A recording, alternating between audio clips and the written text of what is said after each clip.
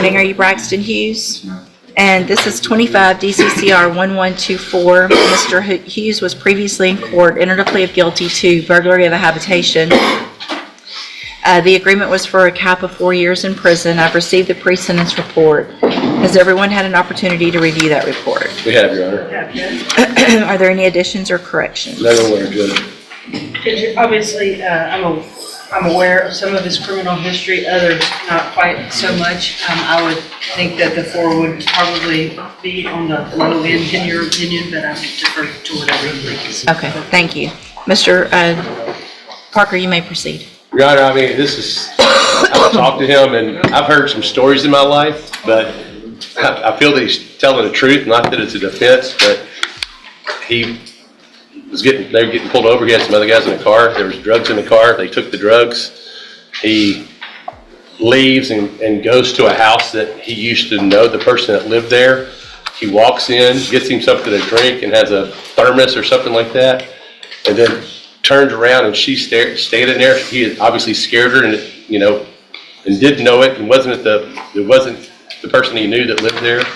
And he said, call the cops, and he walked outside and sat down and waited for the cops to show up. And that's what happened. It's not like he was going in there, to try to injure her. I don't think. He walked in the wrong house, and he did take the thermos or mug, and it's simple as that. I think he'd like to talk to the court, Judge, and we're asking for probation, Judge.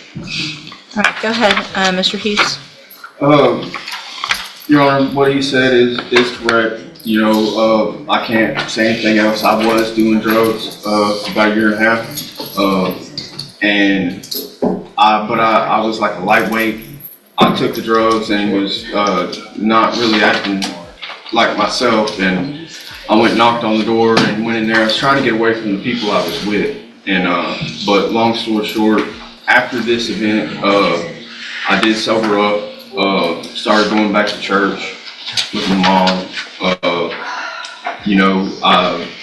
I was in for treatment at the Right Step. I tried to get into treatment there. I was doing the paperwork, trying to get help, but I was sober for a couple months out there on the streets, and I'm not really like a typical druggie type. I don't go around and commit crimes or nothing like that.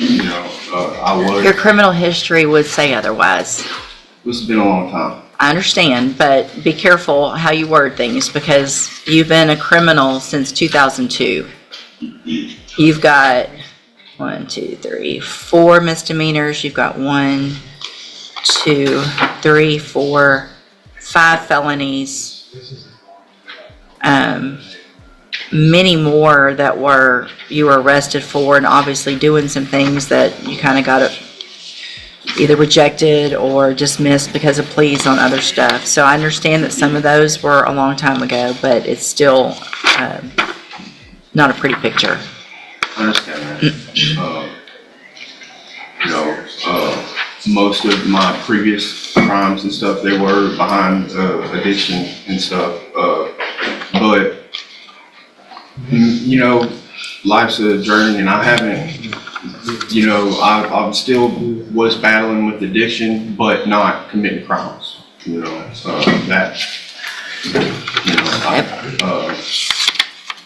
This, I know, with the standing here in front of you, charged with a crime, I could understand, how it sounded a little. Yeah, I mean, and it's at what point do you go get that help before you commit a crime? I do appreciate what you've done since the offense, Ms. Malfino.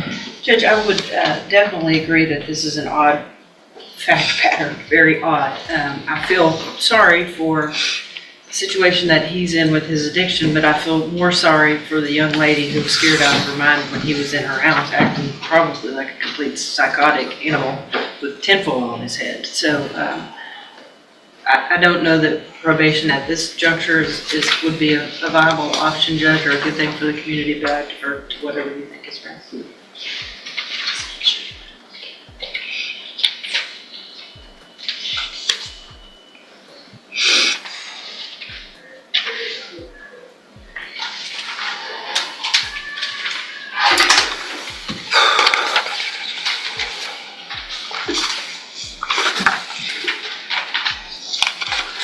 if your history had, one of the things that is sticking out is that every probation you've ever gotten has been revoked. So you've never been successful on probation. I And ended up so, completing the last one. huh? I did complete the last one. The last one that I see was the federal Yes, ma'am. sentence where your supervised release got revoked. I did get revocation, but I got back out on probation and completed it. Okay. At this time, Mr. Hughes, I'm going to find that you entered your plea of guilty freely and voluntarily. Find sufficient evidence to find you guilty, and at this time find you guilty of burglary of a habitation. Sentence you to a term of 4 years in the institutional division of the Texas Department of Corrections. You will receive credit on that sentence for any time that you've been in custody that the law gives you the right to receive. I'm going to hand you the trial court certification that shows this was an agreement that I followed, and so you've waived your right to appeal. I have also handed you a written admonishment regarding your ineligibility to possess a firearm or ammunition.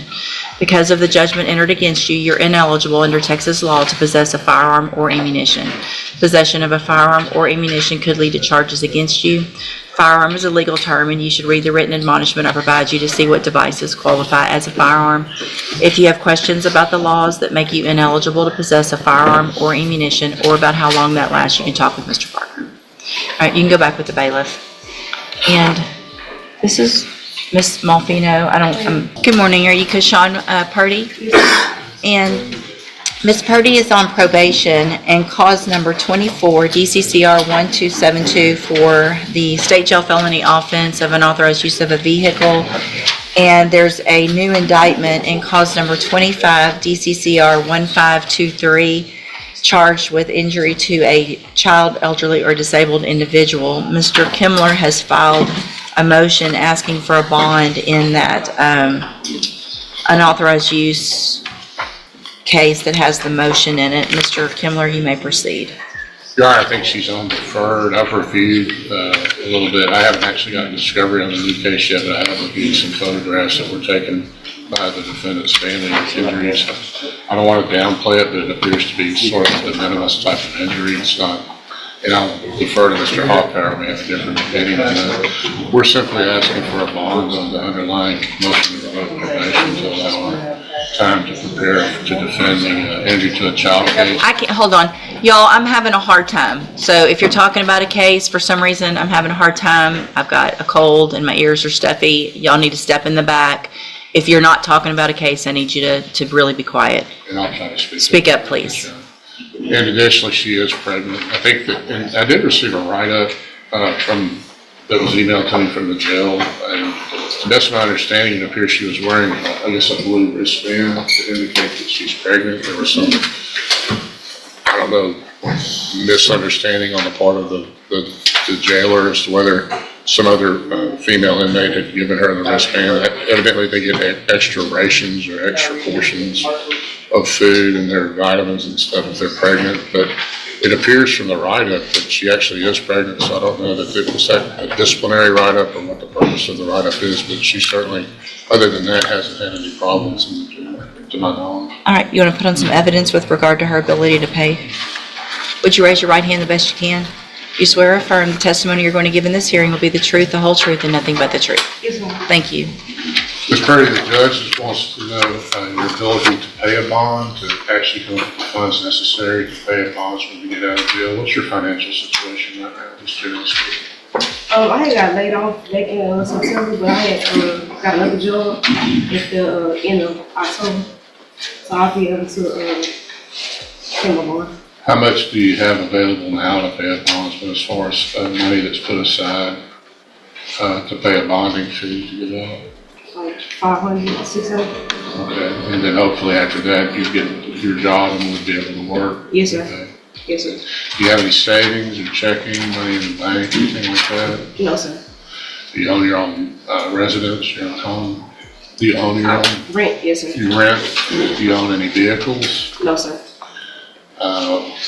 What about any other thing of value that you might own? Anything? No, sir. That's what. I need to know, how many children do you have? I have 2 and 1 on the way. And where do they live, with you? Yes, ma'am.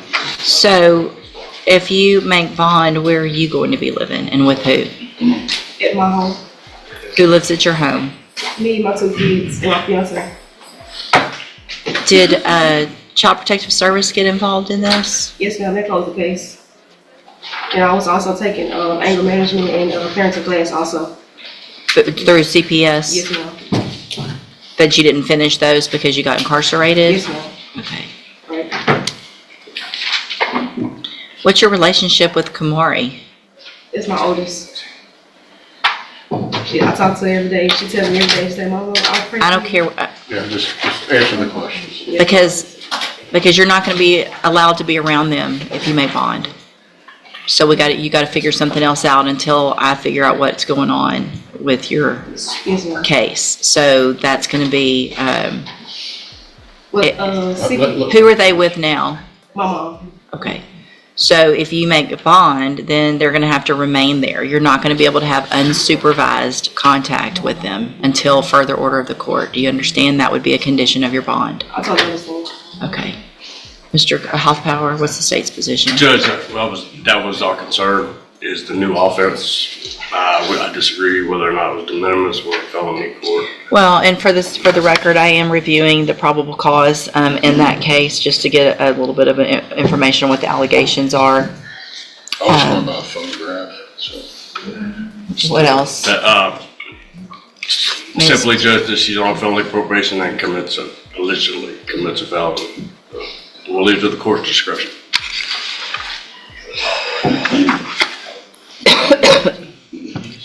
All right, so I'm going to grant the motion to set a bond in cause number 24 DCCR 1272. I'm going to set that bond at $30,000. A condition of that bond is that you have no unsupervised contact with any children, including your own, and that you complete whatever CPS is requesting that you do. So if they started classes, you need to continue with those and whatever they request of you. Do you understand? Yes, ma'am. All right. Comply with CPS. All right, you can go back with the bailiff. Do it on a different day. Yeah. Okay, you're Michelle Cormier, Yes, ma'am. and will your client waive the formal reading of the indictment in each case? Yes, ma'am. Ms. Cormier, in clause number 25 DCCR 1446, let's see, are we going on with the prior or just the? With the prior judge. Okay, let me, you're charged, hold on. You're charged with manslaughter from November 2nd of 2024. It's a second-degree felony. The indictment alleges you were previously convicted of burglary of a habitation, a second-degree felony, January 30th of 2013.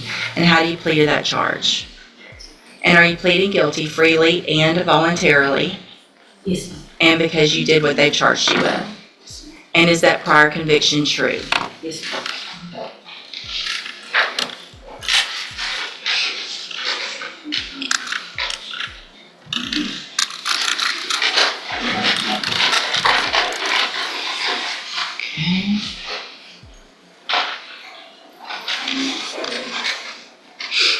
Sorry, it takes me a minute to get it pulled up. In cause number 25 DCCR 1447,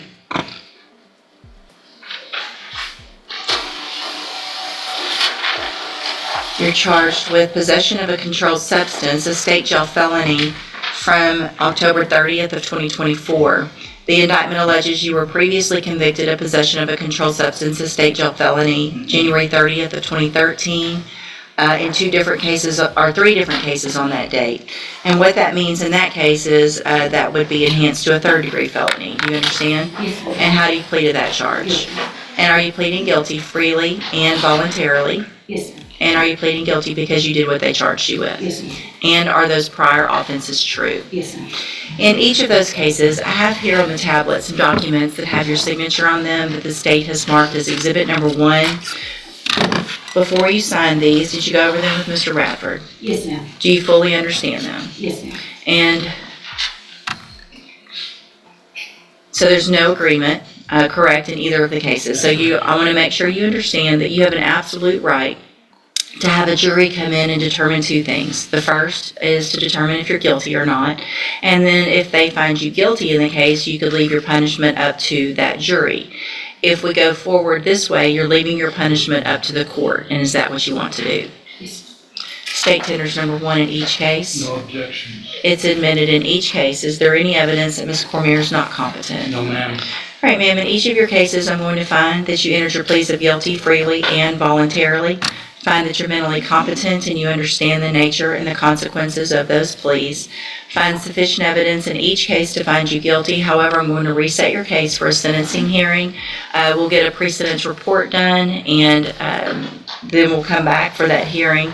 Anything that you think is important for me to know, get that information to Mr. Radford, and he will present it to me on your behalf when we come back. Judge, we're gonna have some letters that I will submit to the court to supplement the PSI, and I will copy Mr. Coleman on this support letter. Okay, sounds good. And if you'll just try to get those to the court that week before the hearing, that would be great. All right, thank you. You can go back with the bailiff. I do. Yes, sir, thank you. All right, you are Kadesha Eli, and Ms. Eli was previously in court, entered pleas of true to a motion to revoke probation on probation for injury to a child, elderly, or disabled individual. Entered pleas of true to counts 1 through 8. I've received an updated report. Has everyone had an opportunity to review that report? Yeah. Are there any additions or corrections?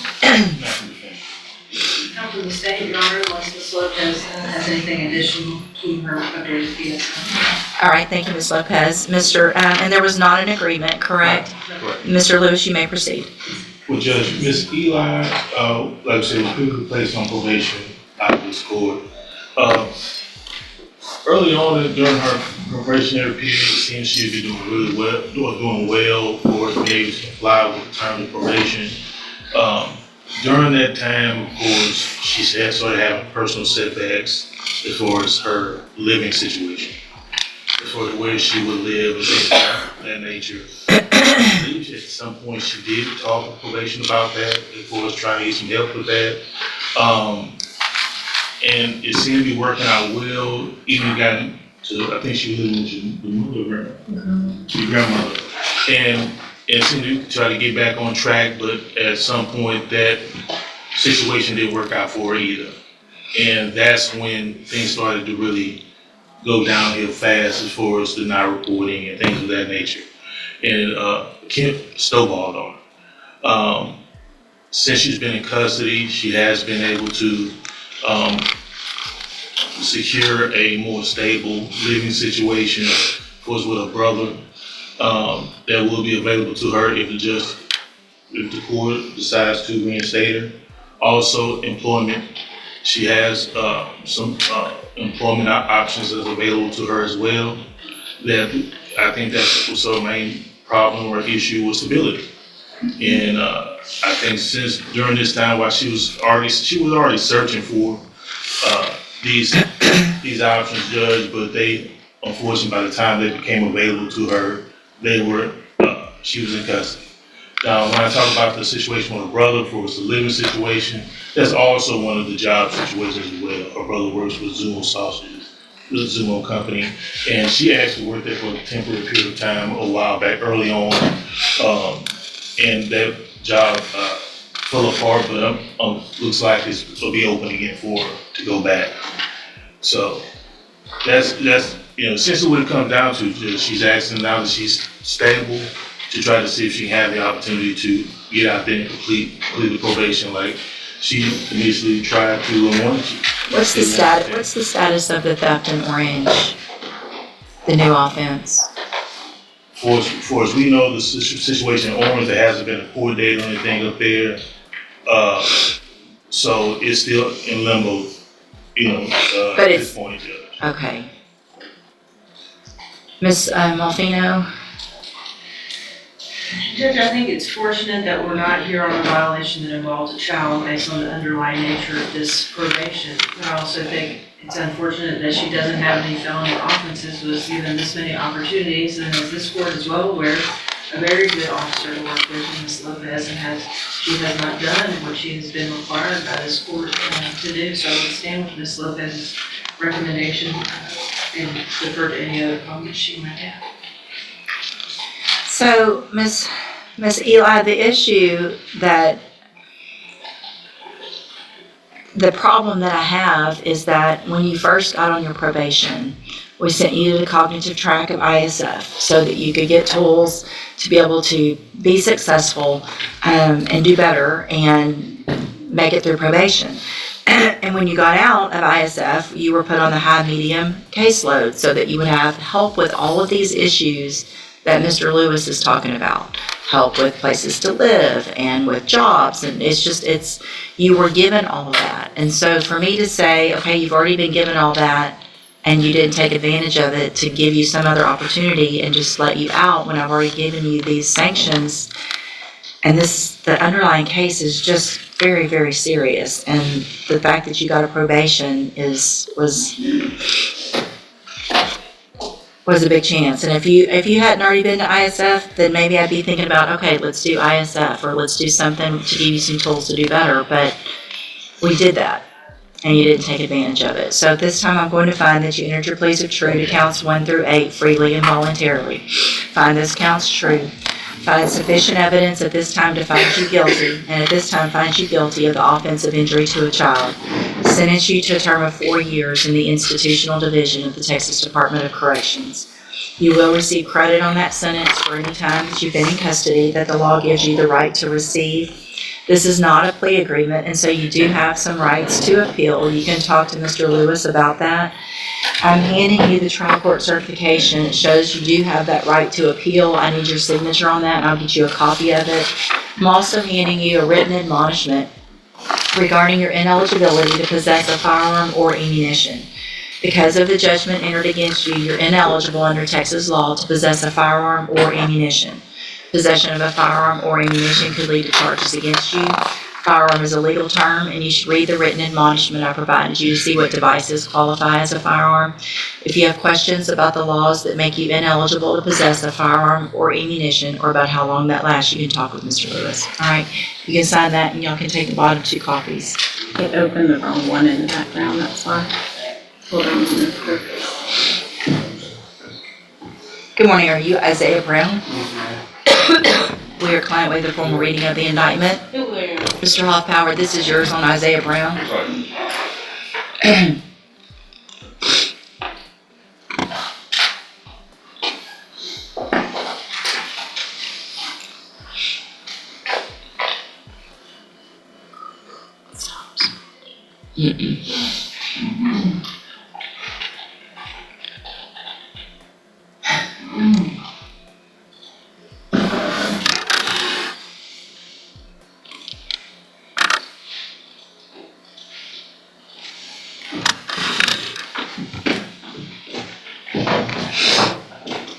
Okay, so it's a reduction to state jail. Yes.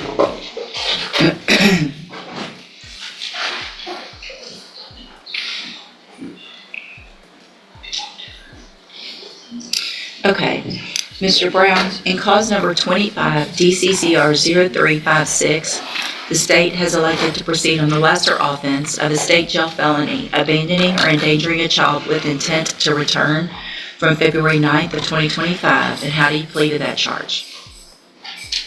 Speak up. Are you pleading guilty freely and voluntarily? And are you pleading guilty because you did what they charged you with? I have here on the tablet some documents that have your signature on them that the state has marked as exhibit number 1. Before you signed these, did you go over them with Ms. Holmes? Yeah. Do you fully understand them? Answer out loud. Yes, ma'am. And do you understand, if I follow the agreement that you've made with the district attorney, that you will be waiving or giving up any right to appeal?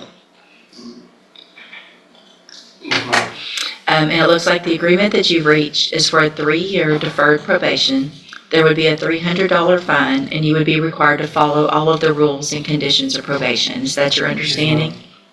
Do you also understand, if you're not a U.S. citizen, that a plea of guilty or no contest may result in your deportation, exclusion from admission to the country, or denial of naturalization under federal law? State tenders number one. No, sir. It's admitted. Is there any evidence that Mr. Brown is not competent? No, Your Honor. All right, sir, I'm going to find that you entered your plea of guilty freely and voluntarily. Find that you're mentally competent and you understand the nature and the consequences of your plea. Find sufficient evidence to find you guilty. However, I'm going to reset your case so that we can get a pre-sentence report done by probation, then we'll come back at a later date for sentencing. Mr. Hoffpower, what is the state's position with regard to a bond based on the nature of this plea? We have no position. What is the, So, what's the relationship to Kinsley Segura? that's child. This is. It's your daughter? No, he's not with the mother. I'm sorry? They have Custody. I'm not sure if he, what kind of. Do you have any kind of, No, she blocked me when she had my baby, so I'm not on the birth certificate, I'm not on none of it. so until anything happens legally with that, you cannot have any contact with your child, you understand? Yes. Okay, so what I'm going to do, based on the nature of this plea agreement, between now and sentencing, is reduce your bond in your case to $1,000. If you make that bond, it's very important that the first thing you do is go to the probation department so they can start that pre-sentence report, okay? Also, a condition of that bond is that you have no contact with Kinsley Segura, okay? And then we'll see you back at sentencing, all right? You can go back with the bailiff. Should be a second to your motion to revoke. You have a second? No, on the first amendment. Yeah, that second amended one was filed. I could print out a copy. Let's have the date that it was filed. Looks like August 27th. So it should be the one that you have, but let me print it just to,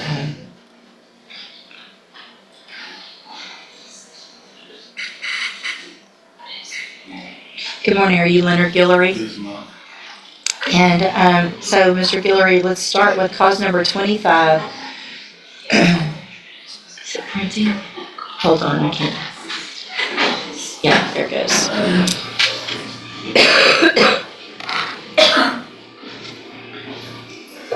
All right, in cause number 25, DCCR 0902, you're charged with aggravated assault with a deadly weapon from June 19th of 2025. The indictment alleges that you were previously convicted of a felony offense, which means for punishment purposes, if you were found guilty, you would be considered a first-degree enhanced, and the minimum punishment would be 15 years up to 99 years or life in prison. Do you understand? And I have a plea bargain rejection here on the tablet that you signed with Mr. Lewis that shows that the district attorney's office has made an offer if you wanted to enter a plea of guilty for a 10-year term in prison that would run at the same time as a 10-year term in that motion to revoke your probation case. You have every right to reject this offer and have this case set for trial. I do want to make sure you understand what the possible consequences are and what your options are. And do you want to reject that offer and have that case set for trial?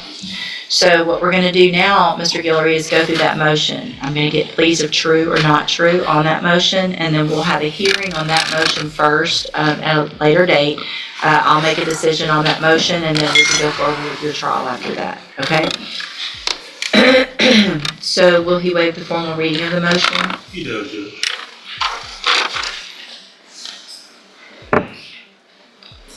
In cause number 22-40982, I have a second amended motion to revoke your unadjudicated probation. Shows that you were placed on probation June 26th of 2024 for unlawful possession of a firearm by a felon, a third-degree felony, and that was a 7-year deferred probation. Is that correct? Speak up, please. Yes, ma'am. Thank you. And it alleges that you violated your probation. Count 1 alleges that you committed the offense of burglary of a vehicle June 8th of 2025 in Hardin County, Texas. And is that true or not true? True. I'm sorry? Not true. Okay. Count 2 alleges that you failed to immediately report the arrest from June 8th, 2025 to your probation officer. Is that true or not true? Not true. Count 3 alleges that you failed to provide verification of performing the community service hours as required, and is that true or not true? Not true. Count 4 alleges that you failed to provide verification of participating in an education program for your GED. Is that true or not true? Count 5 alleges that you failed to provide verification of entering and successfully completing the Moral Recognition Therapy, the MRT program. Not true. Count 6 alleges that you failed to pay your court-assessed fees as directed, and as of June 16, 2025, you were $1,140 behind. Is that true or not true? True. And then it says second amended, but it never said first amended, so I think it's probably what we were all thinking it was. Anyway, count 7 alleges that you committed the offense of aggravated assault with a deadly weapon, June 19th of 2025, and is that true or not true? Not true. Count 8 alleges that you committed the offense of evading arrest or detention with the use of a vehicle, June 19th of 2025. Is that true or not true? Not true. Count 9 alleges that you possessed a firearm on June 19th of 2025 in violation of your deferred adjudication order. Is that true or not true? All right. So did you enter your plea of true to count 6 freely and voluntarily? All right, then I'm going to find that count true, find sufficient evidence to find you guilty and revoke your probation. I'm not going to do that today. I'll reset it for a hearing and ask the probation department to do an updated report. Mr. Coleman, does the state anticipate witnesses with regard to those the offenses that are alleged? At least a couple of witnesses. So we'll set it on a date when we're not in trial, not a docket date, so that we have time to. Today's courtroom wasn't just about guilt or innocence. It was about consequences. Across every case, we watched judges weigh addiction against accountability, second chances against public safety, and promises against proven behavior. Some defendants earned another opportunity through probation. Others lost their freedom because the court believed they'd already been given enough chances. That's the reality of the justice system. Every decision is built on evidence, criminal history, and the choices people make before they ever step into a courtroom. One thing stood out in almost every hearing. Nearly every defendant asked for mercy or another chance. But in court, words alone are never enough. Judges look for actions, consistency, and responsibility. So here's the question for you.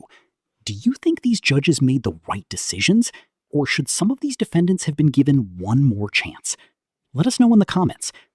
If you enjoy real courtroom breakdowns, legal analysis, and the most compelling justice stories from across America, make sure to like, subscribe, and turn on notifications. We'll see you in the next courtroom case.